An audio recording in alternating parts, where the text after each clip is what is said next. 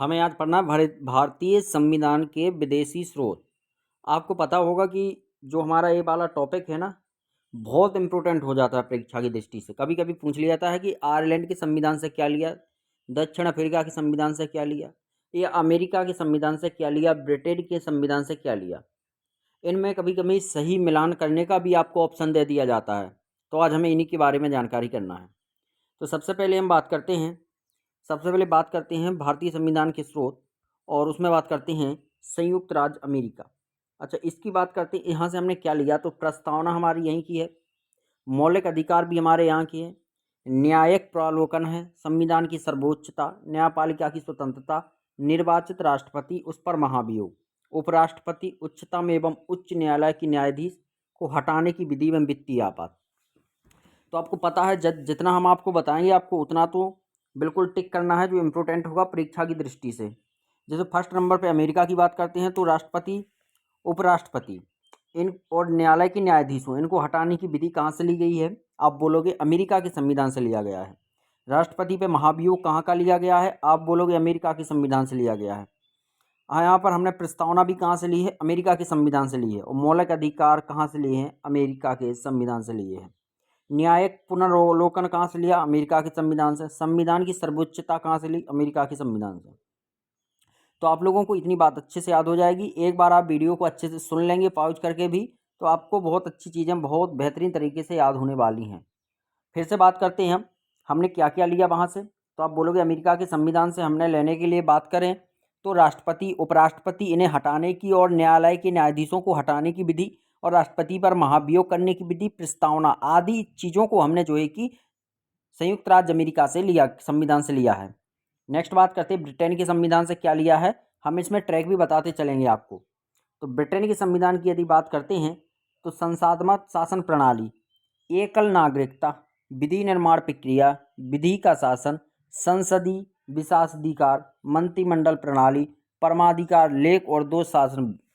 यहाँ आपको याद रखना है, यदि ब्रिटेन के संविधान की बात करते हैं, ब्रिटेन के संविधान की बात करते हैं तो संसद से जितने महत्वपूर्ण आपको चीज़ें यदि पेपर में मिलती हैं तो आप ब्रिटेन लगा देना उनका आंसर। संसद हो, संसदीय हो और मंत्रिमंडल हो, संसद का शासन प्रणाली हो, एकल नागरिकता, भारत की कैसी नागरिकता है? एकल नागरिकता है। तो ये सभी चीज़ें हमने कहाँ से ली हैं? ब्रिटेन से ली हैं।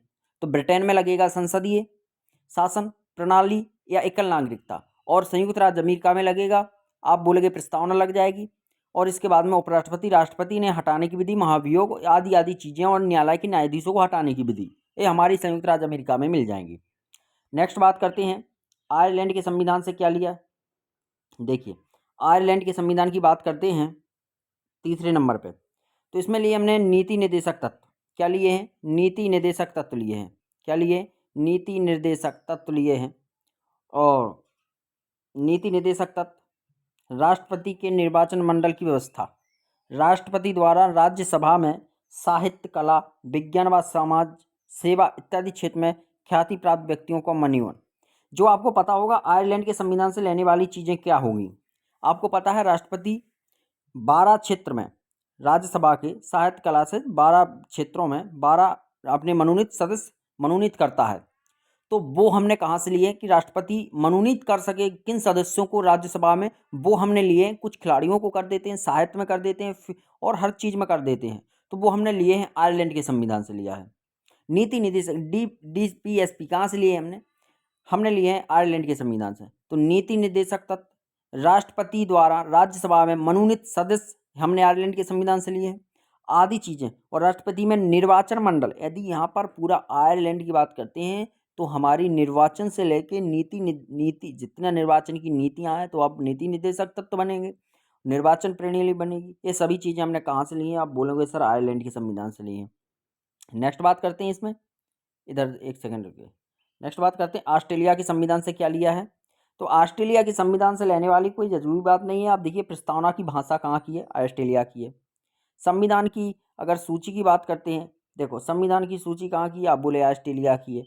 इसके बाद में और भी बात करते हैं कि केंद्र जो है कि क्या बोलते हैं, प्रावधान केंद्र राज्य के बीच संबंध, शक्तियों का विभाजन, संसद है ना, संसद के बीच इस बैठक, व्यापार, वाणिज्य एवं सम्मान, ये सभी चीज़ें हमने कहाँ से ली हैं? तो आप बोलेंगे यहाँ से ली है।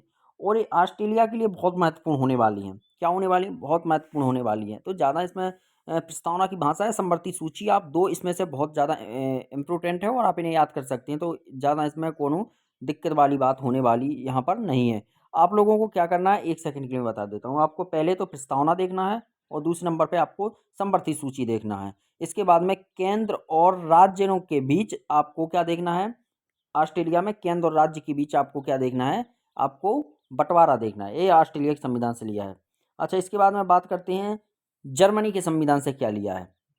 देखो, जर्मनी के संविधान की यदि बात करते हैं तो आपातकाल के परिवर्तन के दौरान राष्ट्रपति के मौलिक अधिकार संबंधी शक्तियां, जो हम आपातकाल लगाते हैं, आपातकाल में जो राष्ट्रपति के पास मौलिक अधिकार बचते हैं, जो बिल्कुल विखंडित या खनन नहीं जिनका हो पाता है, जो क्षय नहीं हो पाते हैं, उनके बारे में बताया गया है। वो हमने जर्मनी के संविधान से लिया है। अब इसे याद करने के लिए मैं ट्रिक आपको बता देता हूँ। आपको सिंपल सी ट्रिक याद रखना है। मैंने कहा जर्मनी, मतलब जर्मनी का मतलब होगा जर गए, जर का मतलब होता है आग से जर गए।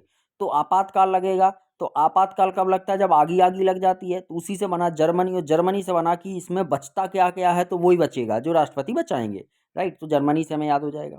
कनाडा की बात करते हैं, कनाडा से हमने क्या क्या लिया है। तो आप बोलोगे सर कनाडा की बात करते हैं, कनाडा की बात करते हैं, 1 सेकंड रुकिए।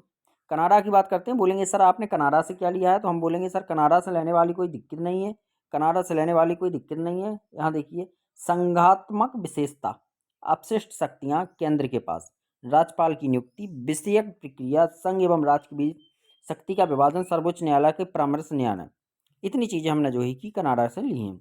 दक्षिण अफ्रीका से क्या लिया है। तो आप बोलोगे दक्षिण अफ्रीका की बात करती हैं तो संविधान संशोधन की प्रक्रिया का प्रावधान, राज्यसभा सदस्यों का निर्वाचन, बहुत इंपॉर्टेंट होने वाला है। आप इसे याद कैसे रखोगे। आप बोलोगे दक्षिण अफ्रीका यानी साउथ अफ्रीका में आप चले जाना।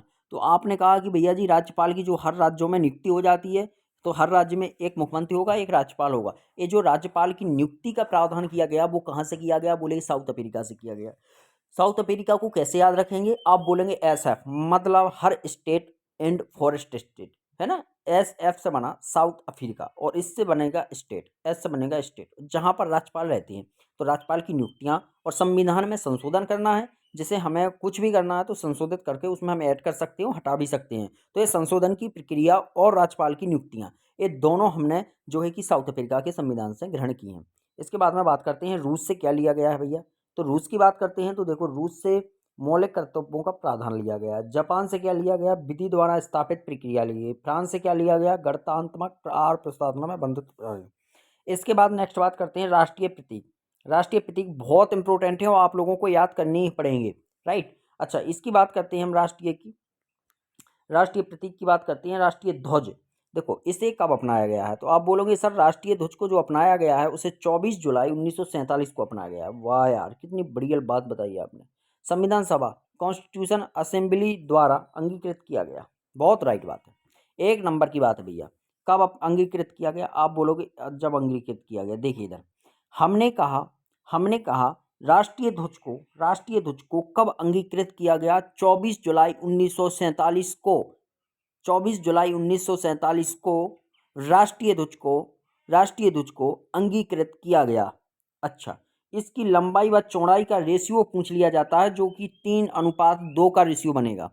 इसकी लंबाई और चौड़ाई का अनुपात 3:2 का रेशियो बनता है। इसमें ऊपर से नीचे क्रमशः केसरिया, सफ़ेद व हरे रंग की 3 पट्टियाँ होती हैं। बीच में 24 तिल्लियाँ वाला नीला चक्र होता है। तिरंगे का निर्माण 2009 से कर्नाटक खादी ग्रामोद्योग संयुक्त संघ द्वारा अकेले ही किया जा रहा है। इतनी बात आपको बहुत इंपॉर्टेंट है और मायने है और आपको याद रखनी ही पड़ेगी। समझ में आ गया कि नहीं आया, एक बार फिर से हम ट्राई करते हैं। हमने कहा हमने कहा कि सर राष्ट्रीय ध्वज के बारे में थोड़ी सी बात करते हैं, इसे कब अपनाया गया।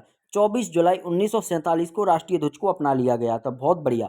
किसके द्वारा, कॉन्स्टिट्यूशन असेंबली के द्वारा अपना लिया गया था। बहुत बढ़िया सर। इसके बाद में बात करते हैं जो राष्ट्रीय ध्वज का अनुपात है, इसकी लंबाई और चौड़ाई का जो रेशियो बनता है वो 3:2 का रेशियो बनता है। बहुत इंपॉर्टेंट है और आपको इसे याद रखना ही पड़ेगा। तो हमने इनका रेशियो बता दिया है। इसमें कलर की बात करते हैं तो ऊपर से नीचे की ओर आते हैं। हम भैया जी कई बॉल को ऊपर फेंकते तो नीचे आएगी। तो सबसे पहले आपको मिलेगा केसरिया रंग, इसके बाद में मिलेगा बीच में आपको सफ़ेद रंग और इसके बाद में नीचे मिलेगा हरा रंग। बीचों बीच सफ़ेद के बीचों बीच 24 तिल्लियाँ मिलेंगी और 24 तिल्लियों वाला एक नीला चक्र होता है। तिरंगे का निर्माण 2009 से किया गया है। राइट, इसके बाद में नेक्स्ट बात करते हैं। अच्छा, राज्य चिन्ह की बात करते हैं। राज्य चिन्ह की देखिए, राज्य चिन्ह की बात करते हैं। राज्य चिन्ह की बात करते हैं। यह सारनाथ के अशोक स्तंभ से लिया गया। कहाँ से लिया गया? सारनाथ के अशोक स्तंभ से लिया गया। मूल स्तंभ में शीर्ष पर, मूल स्तंभ पर शीर्ष पर, मूल स्तंभ में शीर्ष पर, देखिए एक सेकंड, शीर्ष पर 4 सींग हैं जो एक दूसरे की ओर फीट किए हुए हैं। इनके नीचे एक घंटे के आकार के पद्म के ऊपर एक चित्रबल्ली में एक हाथी चौकड़ी भरता हुआ, एक घोड़ा, एक सांड, एक सींग उभरी हुई मूर्तियां हैं जिनके बीच बीच में चक्र बने हुए हैं। भारत सरकार ने यह चिन्ह 26 जनवरी 1950 को अपनाया। इसमें केवल 3 सिंह दिखाई पड़ते हैं, चौथा दिखाई नहीं पड़ता। पट्टी के मध्य में उभरी हुई नक्काशी में चक्र है जिसके दाईं ओर एक सांड और बाईं ओर एक घोड़ा है। दाएं और बाएं छोर पर अन्य चक्रों के किनारे आधार का पदम छोड़ दिया गया है। फलक के नीचे मंडोपनिषद का सूत्र सत्यमेव जयते देवनागरी लिपि में अंकित है, जिसका अर्थ है सत्य की ही विजय होती है। वास्तविक में सत्य की जयते का मतलब ही यही है कि सत्य की ही विजय होती है। अशोक के स्तंभ पर शिखर पर मौजूद शेर वाराणसी के सारनाथ संग्रहालय में संरक्षित है। तो आपको इतनी बात याद रखनी पड़ेगी, आपको इतनी बात याद रखनी पड़ेगी। राज्य चिन्ह की बात करते हैं। 26 जनवरी 1950 को हमने इसे अंगीकृत किया था। हम बोलते हैं सर हमने जो राजकीय चिन्ह है उसको कब अंगीकृत किया था? आप बोलोगे सर 26 जनवरी 1950 को हमने इसे अंगीकृत किया था। 26 जनवरी 1950 को अंगीकृत किया था। राइट, यहाँ और कहाँ से लिया गया था? आप बोलोगे सारनाथ के बुद्ध के अशोक स्तंभ से लिया गया था। सारनाथ के अशोक स्तंभ से हमने ग्रहण किया था। राइट, 2 बातें आपको इसमें याद रखनी है। डेट जो हमने अंगीकृत किया और कहाँ से किया वो आपको याद रखनी है। अच्छा, इसमें कितने शेर दिखाई पड़ते हैं? सर आप बोलोगे इसमें तो सर 3 ही शेर दिखाई पड़ते हैं। एक कुछ फैक्चुअली बातें आपको याद रखनी पड़ेंगी। चलिए मिलते हैं अगली वीडियो में, तब तक के लिए जय हिंद। ओके।